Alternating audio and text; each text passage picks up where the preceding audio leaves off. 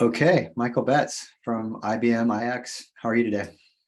Doing wonderful, Mr. Rolph. Doing Good, wonderful.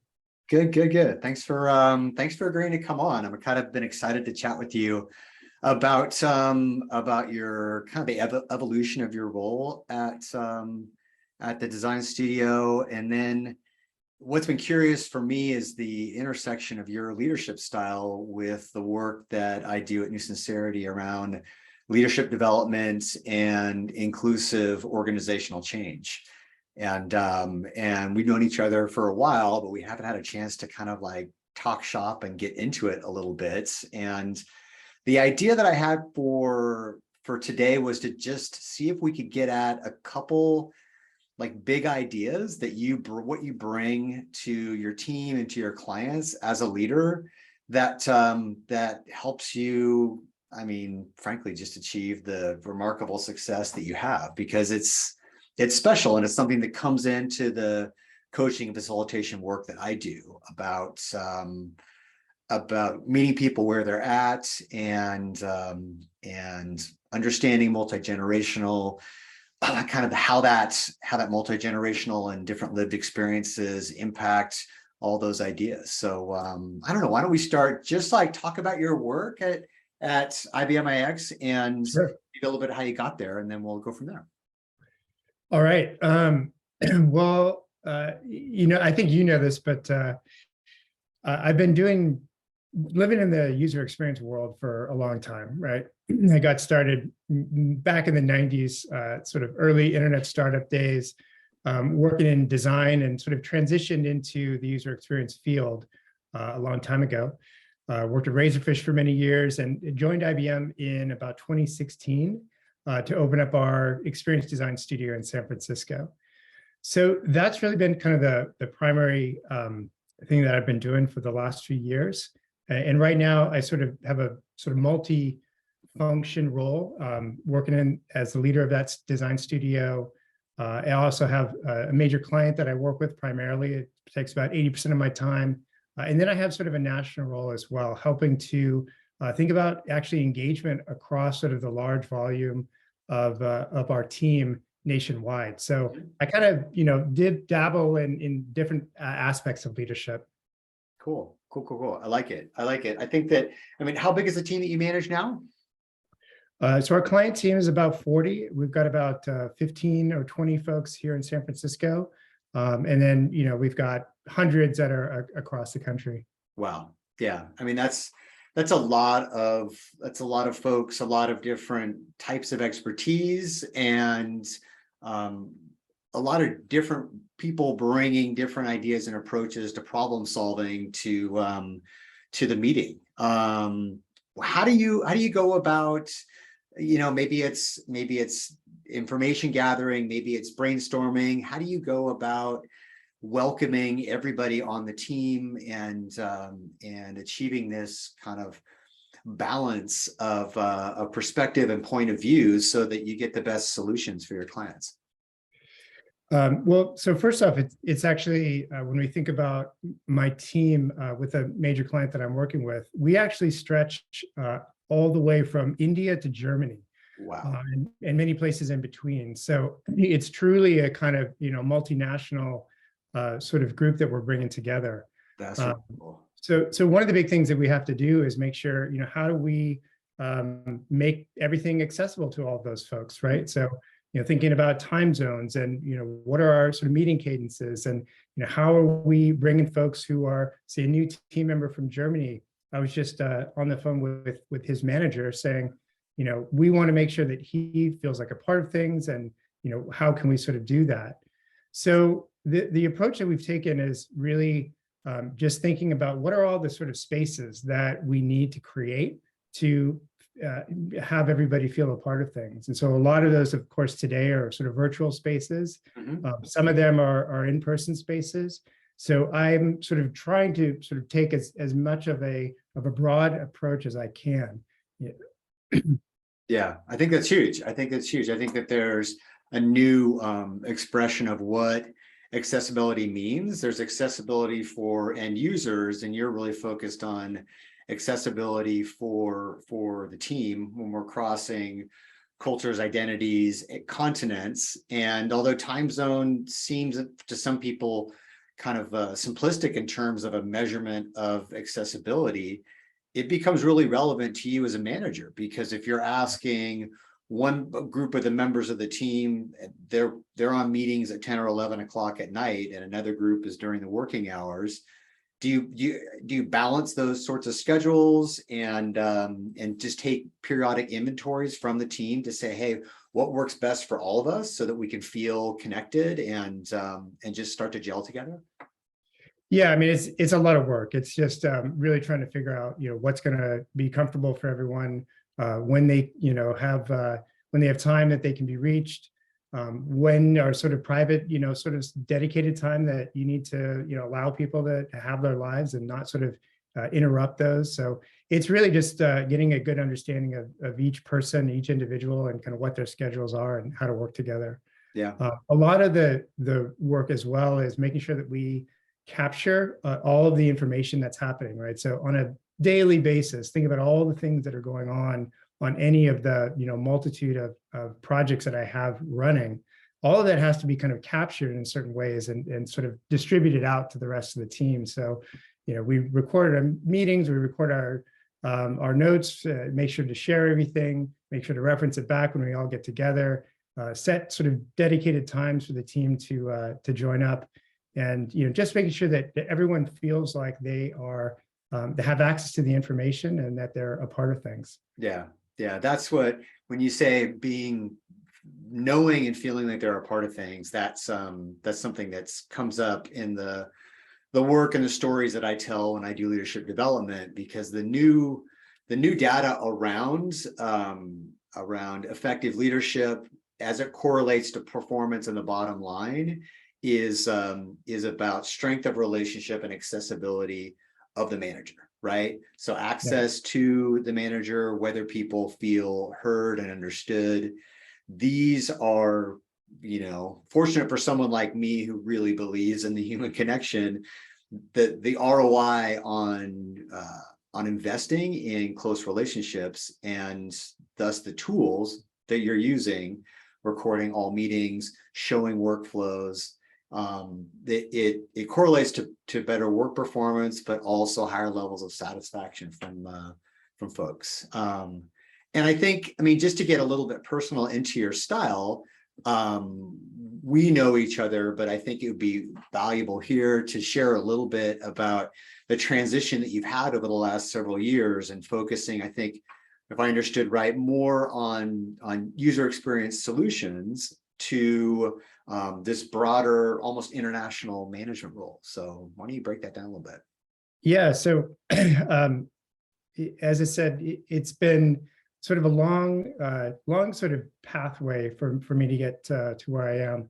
And I've been going through this sort of transition over the last, several years, really having to sort of move away a bit from the design world and recognizing that that's a core strength. That's something I've been, doing well for a long time, leading teams on many, many, many different clients. No doubt. But as I sort of look to sort of the next stage of my career, I really started to recognize that I needed to make some personal shifts. And I did some management training a couple of years ago. And one of the key things that I took away was this notion that, like, what got you here isn't going to get you there.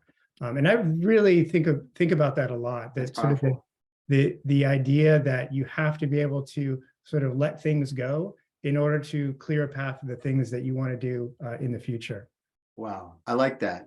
The idea of letting things go shows a growth mindset, right? Yeah. And that's also a really powerful leadership strength. And also, like, what I hear from you is that you're comfortable setting down ego.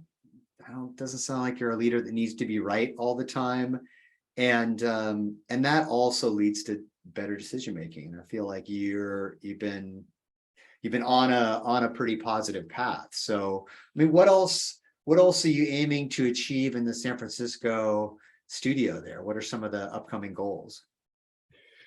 Well, I mean, frankly, one of the big goals right now is just understanding how we're all going to gather together. Like, what does it mean to sort of collaborate in So this much new sense, yeah. world, right? I mean, we know how difficult it is to get together in person, and it seems like every time we try to do it, though, there's a thousand reasons not to. But I think what we've been forgetting is what is so valuable about actually, seeing someone in person, right? There's just things that you gather, things that you understand, things that you're able to sort of connect with that doesn't occur when you're just talking to someone, through a screen. So Yeah. it's very comfortable to sort of do this, but we've really are working on how do we kind of gather together as a team. And so some of the specific things we're doing are trying to use events to gather with a lot of our partners, actually. Yeah, is a great way to do it. Sometimes with clients, but a lot of times it's just, hey, let's find a reason to gather and and make it happen. Yeah, find a reason. I really love that idea. There's kind of experiences and outings that sometimes I try and bring in as new and fresh ways to gather. The idea of the sales meeting.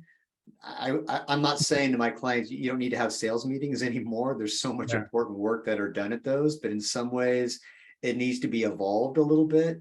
The term I use is humanized. And I love the idea that you're thinking about in an organization has such a long history and has gone through so many evolutions like IBM. I love the idea that IBM is like, hey, let's keep reinventing ourselves, and leaders like you are trying to make that happen. Say, hey, let's find a reason to gather. One of the things that we're really working on these days is, how do we bring in new people, right? So we hire a lot of folks that are straight out of college, and so they don't have the sort of lived experience of someone who's been working professionally, commuting downtown 5 days a week. Their experience is extremely different than what maybe you and I might have Absolutely, early in our careers. So I spent a lot of time thinking about that. Like, what is their experience? What are they comfortable with? What are the gaps, and maybe even things that they aren't even aware of? Yeah. That's interesting. I mean, I think that personally, my son is a software engineer working in a hybrid environment down in San Diego, and he's never known the tempo that we experienced, right? The idea of not working in the office was never something that came up during the first significant first part of my career in any sort of role. And that's something that he's lived with, and some of your new hires too. And it sounds like you're actively thinking about that onboarding process. And in some ways it sounds like co-creating.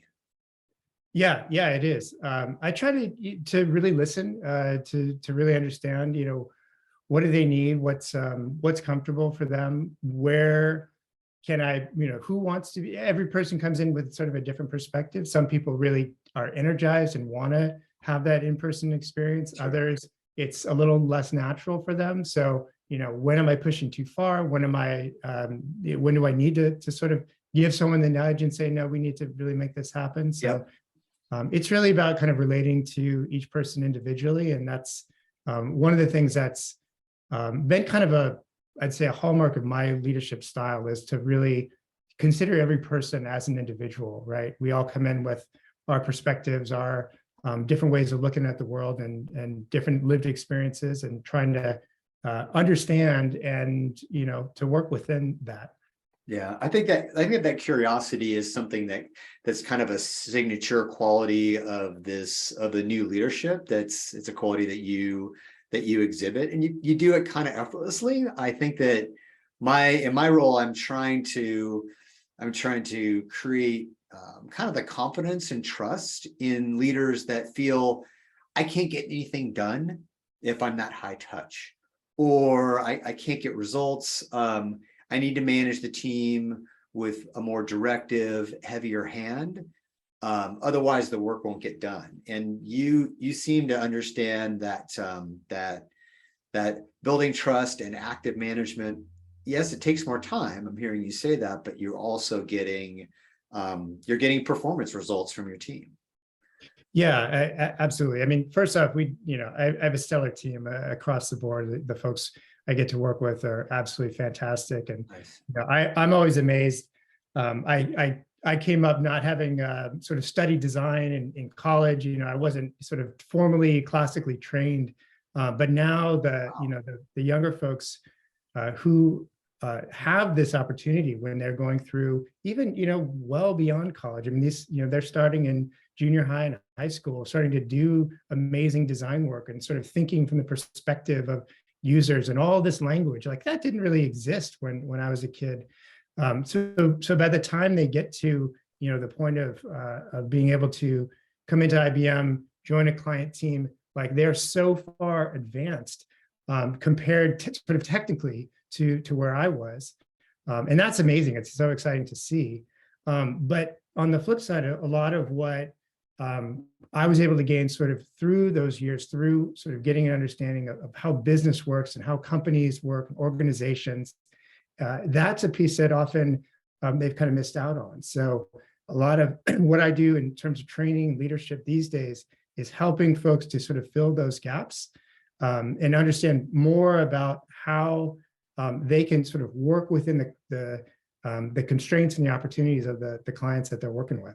Wow. Yeah, that makes so much sense that there is this gap. You seem to be noticing what might be missing in their experience, and that your role as a leader, certainly not about technical training so much. In some ways they can manage up and they can inspire you about Trust me, Mike, platforms. they can show me a lot of things that I can't do. So. Yeah. No, I mean, I launched a design agency. It's been 17 years ago, and what we were building on then versus now, the technology is so different, and I lean on my team to get some of those solutions done as well. So hey, my intention was to make this short for not so much for me, but for the folks that we work with, and we know their time is short. And so I just wanted to be efficient and kind of wrap it up. But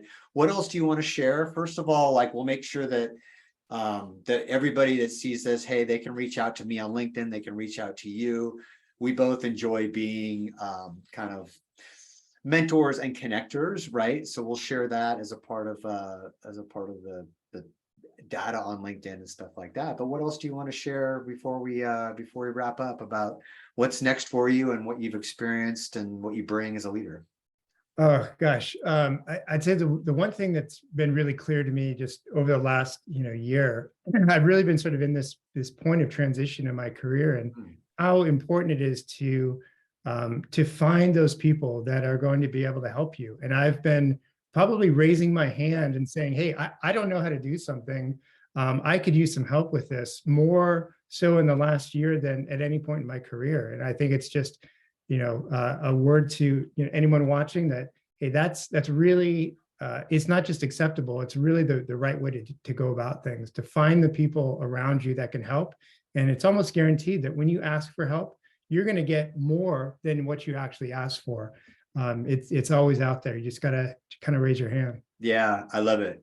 Yeah, that's the essence of servant leadership, right? Is asking for help, saying you don't have all the answers, and you do it with a level of confidence and authenticity that people know this isn't a gimmick. This is just how Michael Betts works. And I think that it would be.